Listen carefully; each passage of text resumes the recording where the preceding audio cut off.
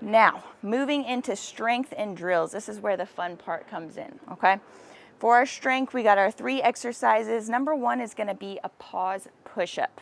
So, what that essentially means is we are gonna pause at the bottom of our push-up, hold for a second, show that we have control, and then push back up into our tall plank position. Nice and tight. Pause, hover above the ground, and push up, okay? That's just building brute grunt upper body strength, okay? Because we have to be strong with handstands because we are literally holding our own body weight upside down with our head at the bottom of the position, which means you definitely need to make sure that you've got just that grunt upper body strength to be able to hold yourself here without collapsing, okay? We want you to be safe. Now, if that looks a little bit too challenging, by all means, you can put your knees down. So here is a great modification for that. We can start in a tall plank. You can control down as best as possible. Try to hold, put your knees on the floor, and then finish that knee push-up back here.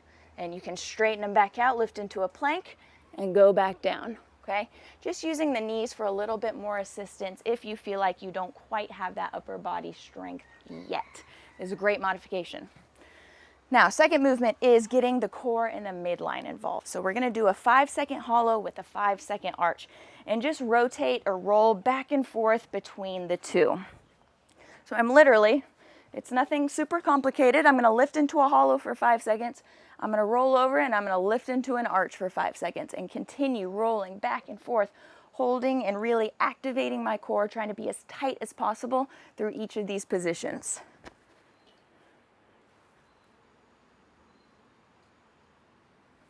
And we roll.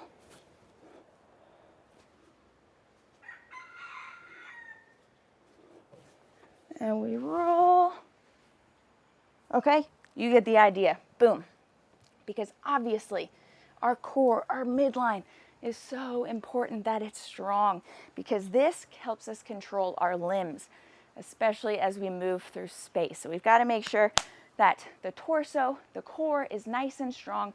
You know how to hold your body in these tight positions because it's going to be the same positions, whether it's slightly hollowed or even slightly extended, that you're going to be holding yourself in your handstands upside down. So we got to be able to do this perfectly first in a safe environment before we can expect ourselves to be able to hold those same positions on our hands upside down, try not to collapse, right? All right, last but not least, we've got an inchworm plus a planche. Now I love these because it is a really great way to test the shoulders and how much strength and control you really have, okay? So inchworm, same as in our warm-up, we're gonna walk our hands forward into that plank position, but we don't stop here.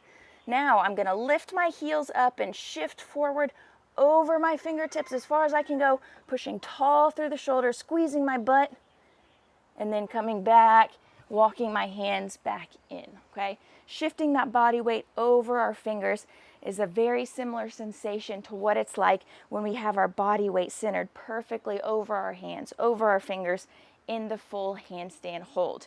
There are a few things you want to avoid though. So when you go to planche, if you feel weak, you may feel like your shoulders are collapsing and your booty is falling. Don't practice this planche. You got to push up tall through the shoulders. Make sure your hips are rounded under, lower back is flat, and you're as tight as possible so that you maintain as much control as possible, okay? Stay super tight.